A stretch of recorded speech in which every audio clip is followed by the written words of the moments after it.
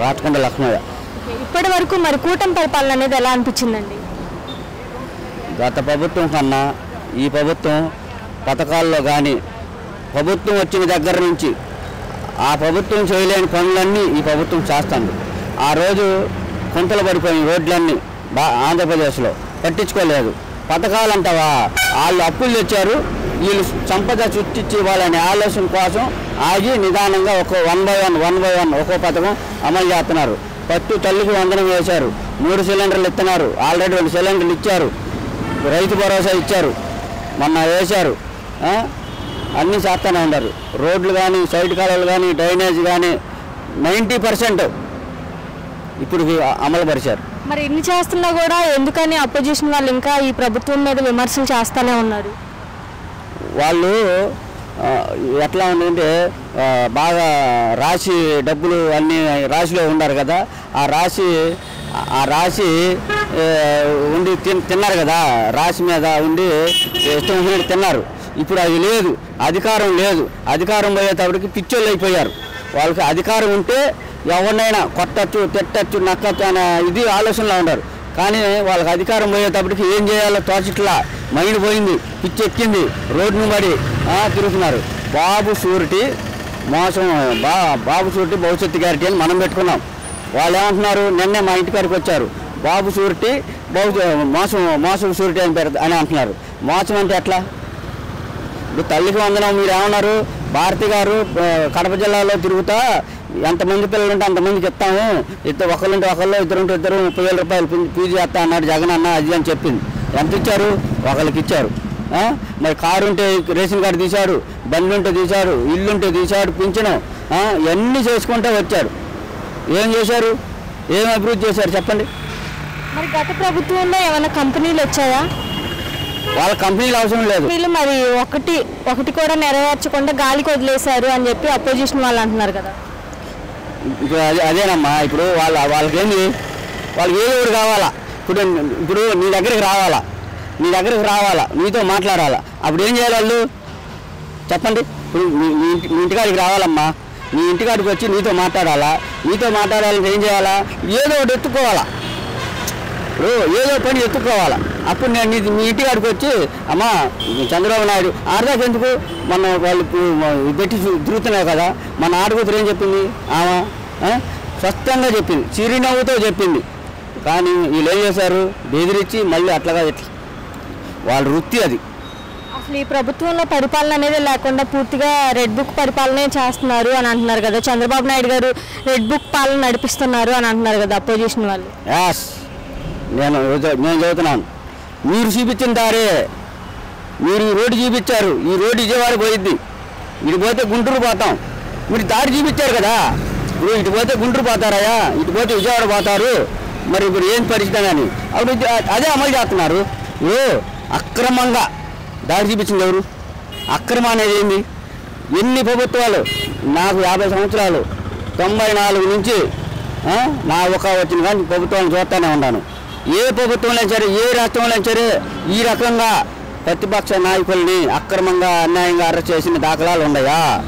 నిర్ధారణలు లేకుండా చంద్రబాబు నాయుడు గారిని అక్రమంగా అన్యాయంగా అరెస్ట్ చేసి 53 రోజులు జైల్లో పెడితే ఈ రోజు కూడా నిర్ధారణ చేయలేన మగోడు జగన్మోహన్ రెడ్డి. నిర్ధారణ చేయండి, నీ దగ్గర దమ్ముంటే. సజ్జల రామకృష్ణారెడ్డి అని సరే ఎవడైనా సరే నిర్ధారణ చేయండి. వాళ్ళ మగోళ్ళు అయితే ఆడదానిలాగా మాట్లాడతాం కాదు, చేతకాని మాటలు మాట్లాడతాం కాదు, దమ్ముండాలా. అక్కర్ మార్చులు అట్లయింది, కొన్ని వేల కోట్ల రూపాయలు దోచుకున్నారు మద్యంలో. కానీ ఏదైనా సరే, ఏ పథకంలో అయినా సరే దోచుకొని ఇది చేశారు. మరి అదే మిథున్ రెడ్డిని అక్రమంగా అరెస్ట్ చేశారని అంటున్నారు కదా. అక్రమం కాదు, ఇవాళ నిన్న దొరికిన 25 కోట్లు 8 కోట్లు దొరికినాయి. వాడు బల్ల మీద బరిచి లెక్కలు వేసుకుంటున్నారు. మొన్న 11 కోట్లు దొరికినాయి. అవి మాయి కాదు అంటారు.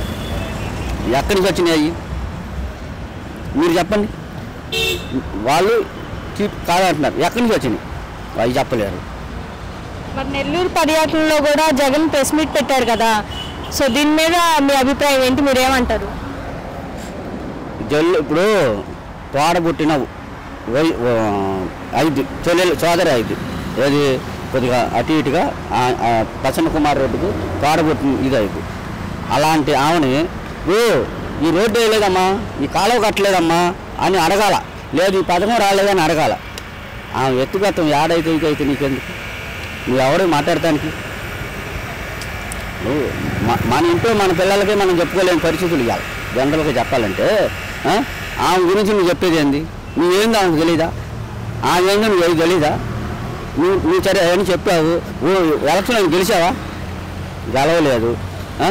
నువ్వేం ఎందుకు నువ్వు వారు కబోచుకోవాలిగా? ఎందుకు అట్లా అహంకారం? వాళ్ళు ఏంటంటే ఇప్పుడు జగన్మోహన్ రెడ్డి చెల్లిని తల్లిని ఇది చేశారు, వీళ్ళు ఏం చెప్తారు? అంతే, ఏం లేదు. మాటలు ఏం చెప్తారు కూటమి ప్రభుత్వం గురించి?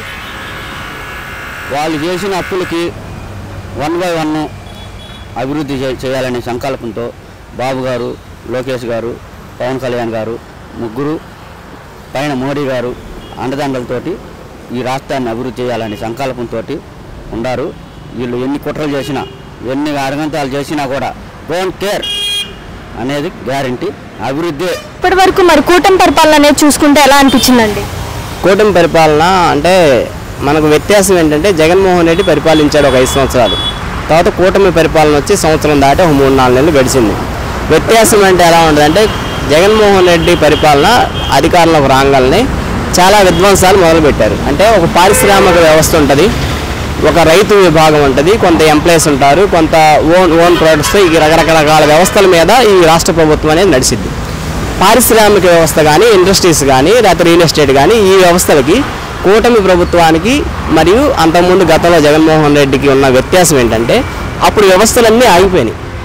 రివర్స్ స్టాండింగ్ అన్నారు, లేకపోతే ఇసుక చేశారు, లేబర్ అంతా ఖాళీగా ఉన్నారు, చిన్న చిన్న కాంట్రాక్టులు, పారిశ్రామిక అంతా ఖాళీగా ఉన్నారు ఆ గవర్నమెంట్లో. అంటే జగన్ గారు ఉన్నప్పుడు మరి కంపెనీలు ఏమైనా వచ్చినాయా అండి?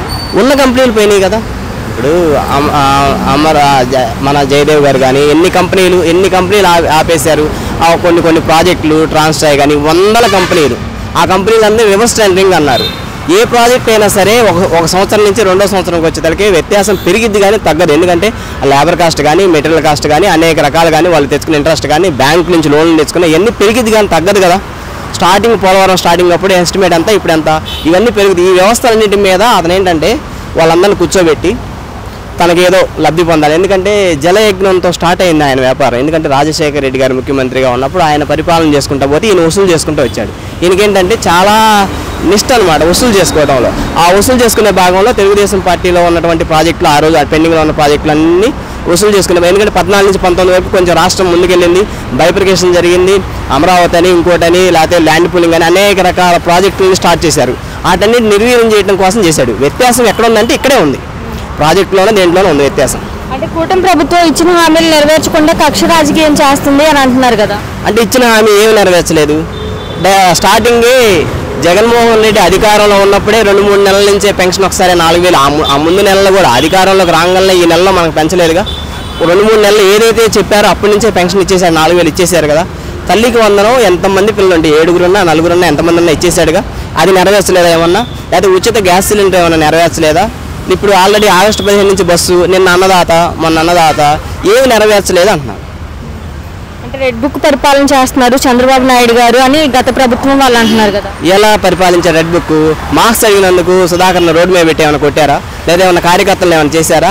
చట్టపరంగా ఏదైతే చట్ట వ్యతిరేక కార్యక్రమాలు చేస్తున్నారో అప్పట్లో ఎవరైతే చట్టానికి వ్యతిరేకంగా తెలుగుదేశం కార్యకర్తలను, అధికారులను దుర్వినియోగం ఎవరైతే చేశారో వాళ్ళందరి పేర చట్ట ప్రకారం చర్యలు తీసుకున్నారు. ఎవరైనా రోడ్ల మీద కొట్టారా? అక్కడ పోలీసు వాళ్ళ మీద ఏమైనా వ్యవహరించారా? లేదా ఎవరి మీద దాడి చేశారా? లేదా ఏం చేశారు? ఫలానా చట్ట వ్యతిరేక పని ఎవరిని చేశారు? ఎన్ని మాటలు మాట్లాడారు? ఎన్ని నోటుకొచ్చిన మీడియా మీద దాడి చేశారు? ఎవరినైనా సరే కనీసం ఇప్పుడు జగన్మోహన్ రెడ్డి గారు పరిపాలించారండి, చంద్రబాబు నాయుడు గారు పరిపాలించాడు. మనం ఏ పరిపాలన ఆ పని వ్యత్యాసం చూసుకోవాలి. కనీసం 5గురు తప్పితే జగన్మోహన్ రెడ్డి దగ్గర ఒక బీసీ మంత్రి కానీ, ఒక ఎస్సీ మంత్రి కానీ, ఒక ఎస్సీ ఎమ్మెల్యేలు కానీ ఎవరైనా సరే కనీసం జగన్మోహన్ రెడ్డి దగ్గరికి వెళ్ళగలిగారా? వెళ్ళి తన సమస్య చెప్పుకోగలిగారా? ఇవాళ చూడండి, బీసీలు ఓన్ డెసిషన్ తీసుకుంటున్నారు, మంత్రులు కానీ ఎమ్మెల్యేలు కానీ. డైరెక్ట్గా చంద్రబాబు నాయుడు ప్రజలతో అట్రాక్ట్ అవుతున్నారు. కనీసం ఎమ్మెల్యేలు జగన్ కలిశారా? ఎట్లా చెప్తున్నారు? ఎమ్మెల్యేలే జగన్ కలవలేకపోయారు, సొంత ఎమ్మెల్యేలు మినిస్టర్లే కలవలేకపోయారు. మిగతా వాళ్ళ పరిపాలన ఎలా ఉంది? ఎలా చెప్తారు? అసలు కూటమి గురించి అతను ఎలా అంటాడు?